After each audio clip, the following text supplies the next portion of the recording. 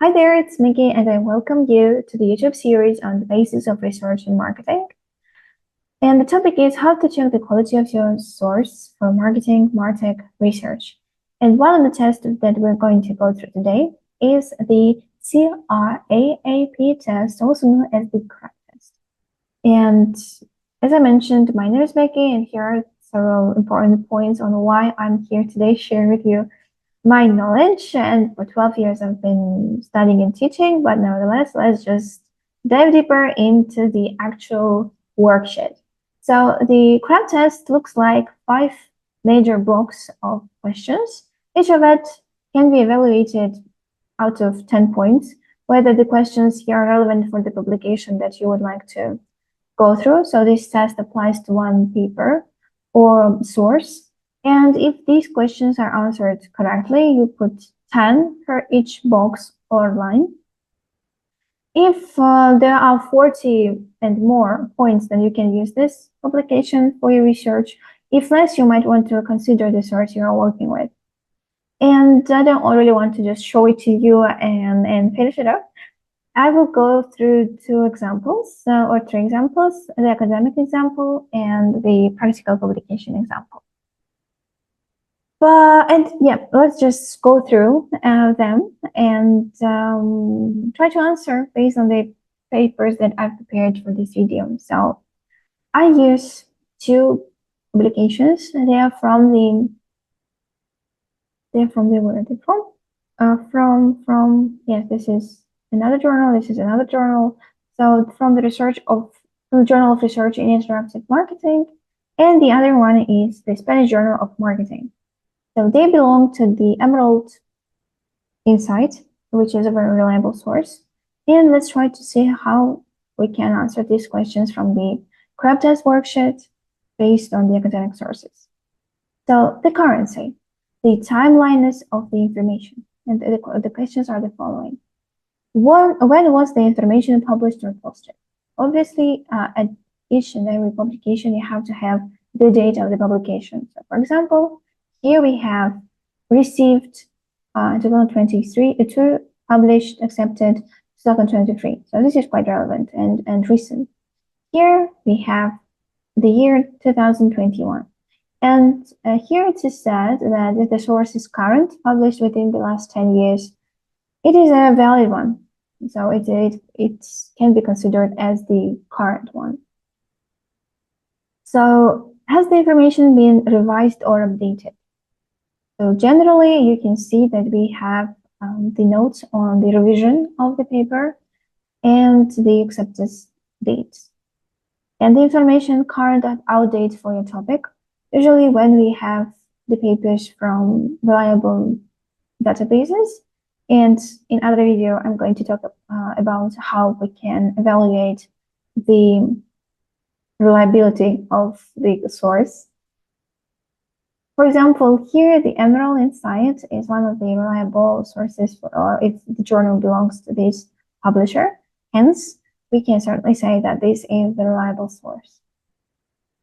Are the links functional? So if the paper contains any link, for example, here it addresses to the source, right? To the cited reference. And also here, right? And also you can check out the sources links in a PDF format paper, and they can direct you to the sources and to the other information. What else? So here we can say that the paper certainly earns 10 points. Relevance. The importance of the information for your own needs. Obviously, you don't just collect and go through the publication just, because you want to have a nice mixture of the papers. No, you need to find the answer to the particular research question that you have. So, and let's go through the questions. Does the information relate to your topic or answer your question? So obviously, if, for example, you come from the field of personalized marketing as I come from it, for example, conversion on the rise of modernizing email marketing practices by utilizing volunteer data is more or less related. And mapping research and marketing trends, influential papers, and agenda for future research can help me to understand how personalized marketing lies within the future trends and development of marketing as one of the examples of the customer-centric marketing development. Who is the intended audience? Obviously, for these papers are the researchers as one of the key ones, and also those who are interested in have the access to the databases. But these are the open access, so the broad audience is also considered to be one of them. Is the information at an appropriate level? Since I mentioned the publisher, then I can answer yes. Have you looked at the variety of sources before choosing this one? So when you go through the research and the development of the papers that you're going to use for the source, it is expected that you know why you use this particular paper. Have you looked, yes, would you be comfortable using this source for a research paper? Yes, I can certainly tell you that this is a very reliable one, so I would be comfortable with that. So 10 points to the relevance. Authority, the source of information. Who is the author, publisher, source, sponsor? So the author is very clearly stated. The authors are clearly stated here. Publisher, so as it's mentioned here, Emerald Insight, reliable one. Source, basically the source is the same, the journal, title of the journal. Then sponsor. When I talk about sponsors, usually they could be the grants, which can be the sponsor for the research, and they have to be stated as for example, the thanking note, or as the link disclosed about what funds were used to work and to develop this particular research paper. And here on the both sources, you can see both. So are the author's credentials or organizational affiliations given? Obviously, they're here. And you can certainly check them out also through the Scopus databases for you to have the updated ones, or through the Scholar, or through the Google Scholar if the authors have one. So are the authors' qualifications to write on this topic? What are your qualifications to write on this topic? So the person, so the information about the authors are usually found at the on the website, not on the website, sorry, at the paper, and they are usually seen here by in the description, or you can Google the name of the person and the affiliation and find out. But usually on these websites, on the publishers, they are clearly stated. And certainly you can find this information over here. So is there contact information such as publisher, email address? They are indicated on the paper. And does the URL reveal anything about the author or the source? So the information can certainly be found as the identifiers, the unique identifiers. So they are there. Accuracy, the reliability, truthfulness, and correctness of the content. Where does the information come from? Is the information supported by evidence? Has the information been reviewed or referred? Can you verify any of the information in another source? Does the language or the tone seem biased or free on emotions? Are they spelling, grammar, other typographical errors? So generally, you can answer these questions based also including on the publisher, because if you have the revisions and reviews, they are most likely to be from a very nice source, which earns additional 10 points. And these papers from the Emerald publishers, these are the important ones. So in terms of the accuracy, the papers that are published on the proper publishers and journals that belong to the proper publishers, they usually have all those things covered. And that's why we're not really going to stop there. But these are very nice questions if you have the paper from other publishers. And this is certainly something that helps you to find the objectivity in the information that you want to use as a source. And the purpose, the reason the information exists. So what is the purpose of the information? Do the authors, sponsors make their intentions or purpose clear? Is information fact, opinion, propaganda? Does the point of view appear objective and impartial? Are there political, ideological, cultural, religious, institutional, or personal biases? Generally, these questions are covered if this paper is from the reliable journal, so it's usually no.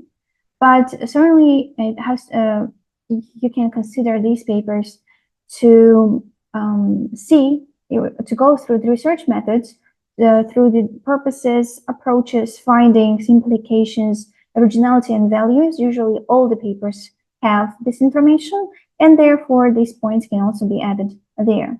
However, the situation is a little bit different when we talk about the practical-oriented publications. Is one of the examples which I want to show you here. So generally, when you go through the currency, relevance, authority, accuracy, and purpose, it can be a little bit different, but nevertheless, you can see the date, you can see the clickable sources. You can also take a look at the bottom of the paper. You can take a look at the clickability of the sources and what the information is based on, with examples and all of that. Obviously, you need to consider which source you go through.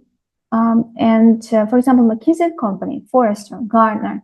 If you are in the marketing research, some of these are very nice and reliable sources, and they certainly can be one of the valid ones. And maybe the CRAAP test is more suitable sometimes and easier to address the academic papers. Nevertheless, you can see the date of the paper that was published, whether it's relevant for your own needs, is the source information reliable based on the websites, or if the website was made on the internet one day ago and someone claims without any sources that that's the truth, I mean, you gotta consider that one. Authority. So if there's any disclosure about the sponsorship or anything else, is it the propaganda, or it doesn't really, it uses all the persuasive elements. And accuracy, where does this information come from, and what are the research backgrounds for this information to be available? So if you have any questions, by the way, please let me know, because that's the only thing that I can do now with these two examples from my field. And with that, I thank you for being here with me.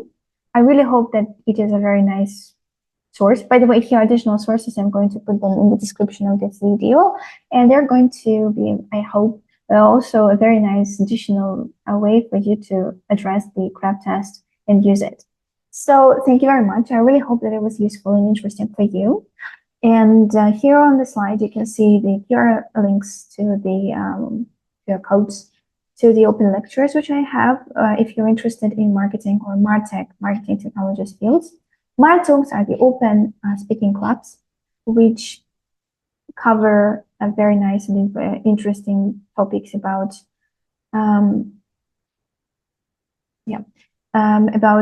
marketing. And if your English is B2+, you're more than welcome. It's open and free. And also the MarTech guide, which I created myself for those who want to improve their career related to marketing, MarTech, and if you'd like to learn what's going on there and what to do. So with that, I would love to thank you for being here with me today, and invite you to the following videos, which exist currently on the channel, going to be there. So thanks a lot. Have a very nice day, night, whatever you're having. So it was Maggie, and see you in the future videos. So, nahon.